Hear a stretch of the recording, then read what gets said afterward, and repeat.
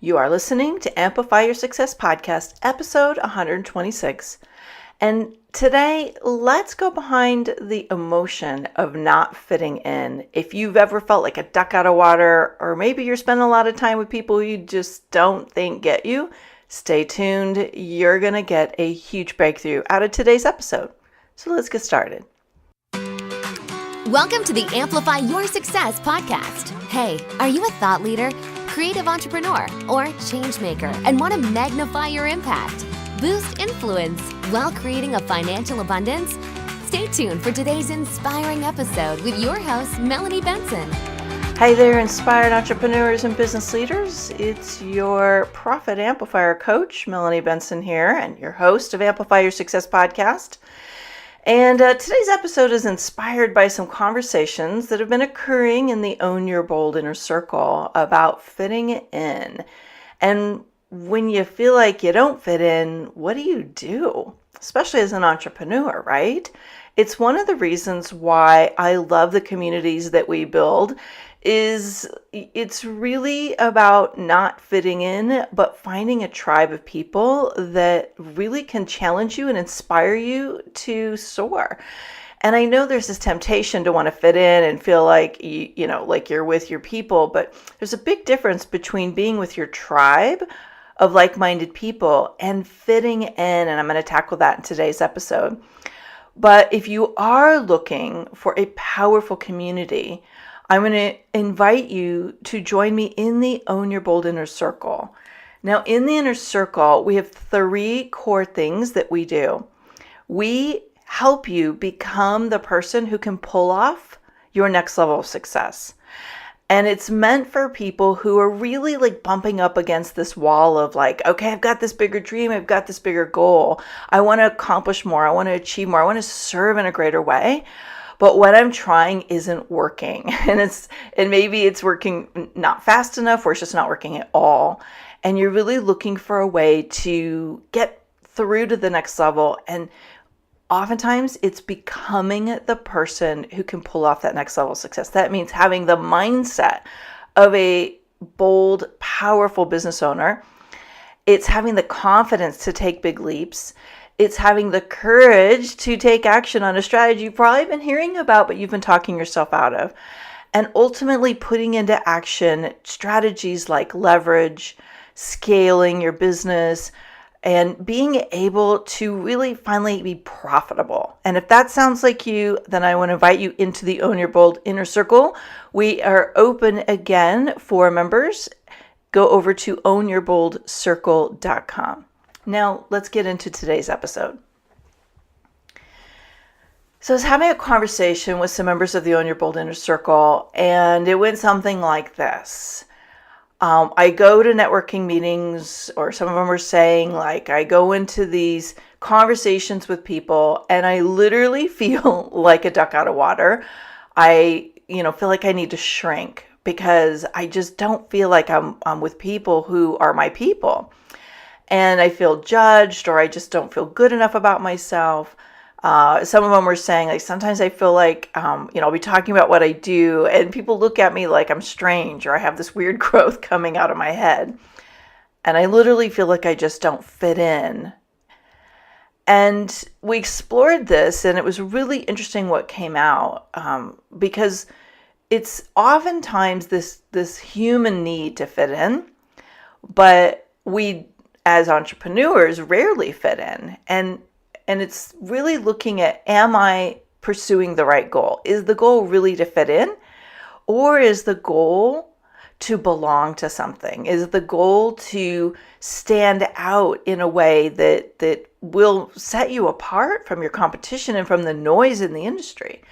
So I want to just do a little high level exploration with you, because obviously we can't cover all of it in the podcast, but to challenge you when you feel like you don't fit in, to look at it in a new, fresh perspective so that you can have a significant breakthrough, which will lead to better results.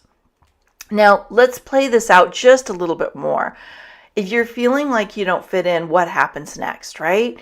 You start to feel a feeling And this may be a very familiar feeling of not belonging. Maybe in school you always felt like you were the odd one, or you never belonged to any of the different groups, or you felt like an outcast, right?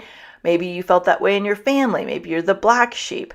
And so maybe you go back to a familiar story and you start to reinforce the story with, well, I'm not really good enough. These are not my people. I'm never going to fit into the wealthy, successful crowd. I'm not really a this or a that, right? Whatever crowd you're in. Anyway, so why would I try? I'm never going to be seen as equal here. So you start to pull away and you make up a whole slew of reasons in the back of your mind why that community is not for you, or maybe you even go to the place where they're bad. It's not really a great community. They're not doing good things.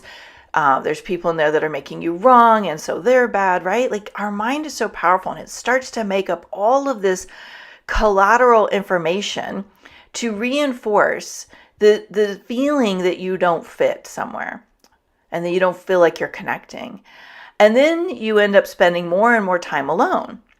You isolate and you reinforce the deep core wound belief that you're not enough, or that you're never going to be like them, or you're not capable of making that kind of money, right? Whatever that thing is. I have some really amazing friends in this community who've been successful entrepreneurs for a really long time. And I've watched some of my friends pull away from groups that make them feel a certain thing about them that doesn't feel good, whether it's they don't fit in, or they're not good enough, or they're just not good marketers, right? Whatever the story is, which, by the way, that's been one of mine, is like, I'm not really a big marketer, so I don't really feel connected to that group.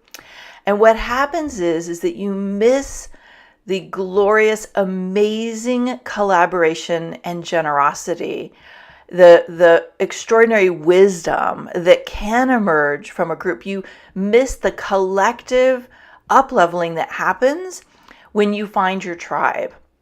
And by the way, your tribe doesn't have to feel like you. Your tribe can represent a lot of different things, and I'll tackle that in a minute. But to recognize that when you don't fit in, when you feel like there's this deep need to get away from a group, what if it's not about them, but it's about the wound, the limiting belief, the deep fears that you are still carrying around? I notice that in general, people who are empaths, meaning they're very empathetic and they feel a lot of what other people feel. Another word has been HSPs, highly sensitive people. People who are really sensitive tend to feel like this a lot. People who are what's called an Enneagram 4. So if you go back and listen to the episode I did with Ben Saltzman about the Enneagram 4s tend to feel like they're really unique beings and they don't fit in anywhere, and they tend to have a really hard time connecting with groups of people. They're usually highly creative and they're very much artistic, and so they tend to not feel like they fit in with other people. But the last group, and this might surprise you, is the leaders and innovators. And this is why when you feel like you don't fit in, I want you to pay attention. Instead of pushing away from the group, I really want you to lean into the group and pay attention to what's coming up, because it's an opportunity to significantly break through. So what happens for leaders and innovators is groups tend to fall into these groupthink processes, right? They tend to start to align in beliefs and values and ideas. And that doesn't mean everybody in the group shares them. But what happens is there tends to be this voice of compliance. Like, you have to comply with the group's rules or the group think or the group ideology. But what happens for leaders and innovators is they don't think that way. They think radically different. They're out-of-the-box thinkers. They're creatives. They don't follow rules usually. Enneagram 4s don't really like to follow rules either. And neither do Enneagram 7s, but that's a whole nother thing. And by the way, Enneagram 7s oftentimes don't really connect with groups either. So leaders and innovators, people who are highly creative, people who are highly sensitive, people who have unique creative talents, they tend to not feel like they fit into groups and then feel bad about themselves. And that's the part I want to isolate here, is when you start to take it on and make it about you, I want you to stop. Because it's not about you. It's actually something good, something amazing is happening. Either, first of all, you're meant to lead and not be a part of the group, and you're experiencing that. There's transformation that needs to occur that only you can champion.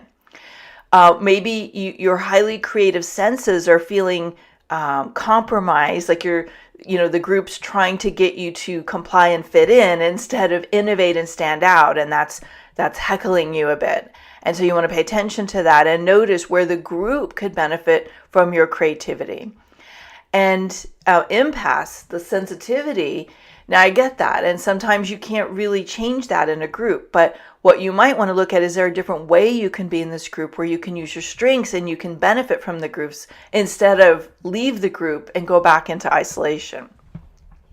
So there's this concept that Brene Brown, who's the author of Dare to Lead and Braving the Wilderness and a lot of really fantastic books. She's one of those huge TEDx videos. She's got like the third most watched TEDx video on vulnerability. It's really beautiful work. But she has this extraordinary body of work around fitting in versus belonging that she talks a lot about in Braving the Wilderness. And I think it's really important to understand, especially if you are emerging as a leader, you're emerging as a creative being, to recognize this compelling need to fit in versus belong. And I love this distinction that she draws, and that is belonging is being accepted for you, whereas fitting in is being accepted because you're like everyone else. Now, think about that for a minute. If you were in a group, if you were in a community, if you're in a mastermind, if you're in a tribe, where being different is rewarded, where thinking uniquely and challenging the status quo is what is being rewarded, then you're in the right group. Fitting in is not the goal. Okay, being you and being accepted as you is the goal. And it's profound. It's so powerful to recognize this difference if you get triggered by this belief you need to fit in. And so here's the rub. If you're really looking to stand out as an industry leader and be a force to be reckoned with, can you afford to fit in? Can you afford to be like everyone else? No. You don't want to be like everyone else. You don't want to conform. You don't want to drop into the status quo that the group is creating. You need to be your unique self. You need to find tribes of people that are looking for diversity and uniqueness and expansion because of the differences, where differences are honored and nurtured rather than try to get everybody into the same way of thinking. This is one of the things that I think systemically, there's a lot of growth and transformation right now in the corporate world, especially corporations that are brave enough and courageous enough to work with coaches and consultants who can transform their culture. Because when you work with someone who challenges the way you do things, you grow. And what happens is, if you're an industry or you're a company or you're a business leader and you've been asking everybody to think like you've been trying to get everybody to conform into certain standards where there's no place for creativity and innovation, you're actually killing the life force of your growth. Because growth cannot happen by conforming. Growth cannot happen by being like everyone else. Growth only happens when your uniqueness is nurtured and your ideas for nonconformity, your ideas that are out of the box, have a place. And this is probably a whole episode in itself, but when you start to recognize that fitting in is not the goal, but when you feel that pang of, oh my God, I don't feel like I fit in here, like I don't know how to belong to this group, I want to challenge you to do something different. Now, here's, my vulnerable part of this podcast episode is that I have spent a lot of time not feeling like I fit in anywhere, all the way back into school. When I was really young, we lived in a very diverse community, and I was one of the only white children in the community. And it's very interesting, at a time where Black Lives Matter, and there's so much conversation about inclusivity and diversity and, just the whole race conversation, where I literally grew up being the bullied race. I was the one that was picked on. I was the one that was, challenged every day because I was seen as the rich white kid in a very racially diverse community. And so growing up in that space, I really have an interesting experience with this idea of uniqueness. And I, for many, many years, tried so hard to fit in to what I believed were my people, were my tribes. Whereas when I fit in, I felt stifled and trapped. And so I think today, one of the extraordinary gifts is to look at this compelling need to fit in as a challenge to grow deeper, to lean into it, and to recognize, what is this need for me to fit in? Where is the wound? Where's the healing? Where's the limiting mindset? And what if I stopped trying to fit in and I challenged myself to find a way to belong to the group that wasn't in the norm, right? That I looked for ways to be a part of a tribe that felt aligned and unique for me. Now, obviously, if there's no alignment and you're really stretching yourself and you're getting outside your normal story about belonging, like they're wealthy, I'm not, or they're smart and I don't feel smart, or everybody's thin and gorgeous models and I don't have that body type, right? Like whatever your thing is, if you look at that and you say, what is a way I can be a part of this movement where I can learn from them, where I can grow with them, where I can expand my consciousness, where I can tap into the wave of movement that's being created and ride that wave with them? What would happen for me? What could happen for me? And to look at participating in these kind of groups, not as a need to fit in, but to belong to a movement that will help create energy and momentum that you can't get to on your own. And here's some ways to look at that. First of all, you got to own your uniqueness. And when you own your uniqueness and you're really courageous and confident about what makes you unique, you no longer need to fit in. You're okay standing out. You'll embrace it. But if you haven't owned your uniqueness and you're still battling it, chances are you're going to be triggered by groups. So I have this extraordinary member of my mastermind who's battled this a little bit over the last year, and I really want to honor her. I'm not going to say her name because of privacy, but she battled this feeling like she didn't fit in for a while. And then all of a sudden we did a huge breakthrough session. We went deep and rewired her mindset and recoded a whole bunch of limiting beliefs. And all of a sudden she shifted and she leaned into her uniqueness. She leaned into the group and she had massive breakthroughs. I was so proud of her. And so owning her uniqueness, really embracing it on all levels, allowed her to really stand out and be a part of the group in a whole new way. She found the connections that she had been missing for a while. So when you own your uniqueness, what you're doing is you're really completely acknowledging who you are. And then you'll attract a tribe of people who can accept that with you. See, if you don't accept yourself, a tribe can't accept you either. There's no better mirror for you and your personal growth opportunities than to be in a group and feel judged. Trust me, I've done this one. I'm in a group right now that every time I go, all of my little shadow doubts and fears creep up. And I really have to do the work every time I'm there to go, yeah, it's not about fitting in here.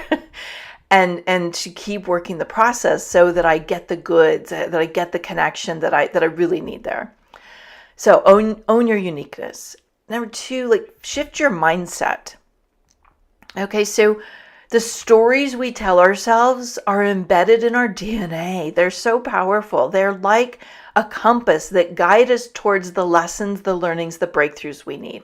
And when you start feeling like you don't fit in and something's not for you, either you've outgrown the group, and that's certainly possible. We do outgrow tribes and groups. I see it all the time.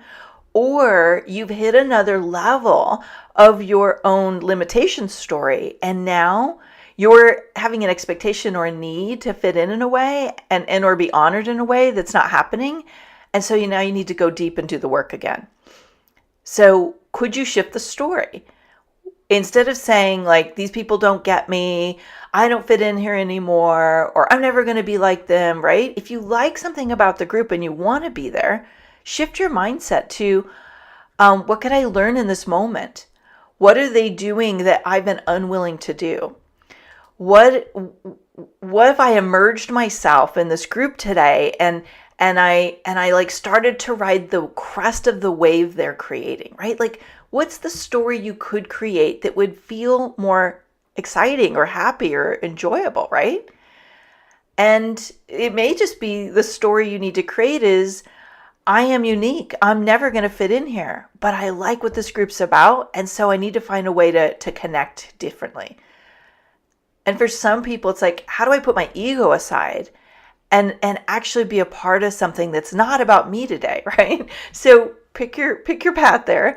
But see if you can shift the story and upgrade your mindset around fitting in and look for a way to connect with the group. Now, this next piece is I just want to tackle the experience that many people have of needing to belong in a group, in a networking group, or like in an event where it's more about like pitching or connecting with people you might do business with. And I've noticed this a lot is people are feeling this disconnect with the group because they're trying to explain what they're doing and people are looking at you like, what? Like, I don't get it. This is the ultimate mindset work, and to recognize that you will have your ideal prospects and you will have people who are with you in a group for a very different reason, and do not confuse a tribe that's there to help you grow with a pool of prospects that are there to help you fill your business. These are very different things. And I want to tackle it here because I see oftentimes this is one of those confronting, triggering experiences when you think you're in a group to sell your stuff, when really you're in a group to grow and expand personally and professionally. They're not the same. And you need to know the difference before you put yourself in that situation and expect to start enrolling people. I work a lot with clients who've been taught to go to networking events, and they're going to these networking events and they're trying to book business and they're feeling frustrated because nothing's working. That's because they're probably not your people. They're probably not the people you need to sell.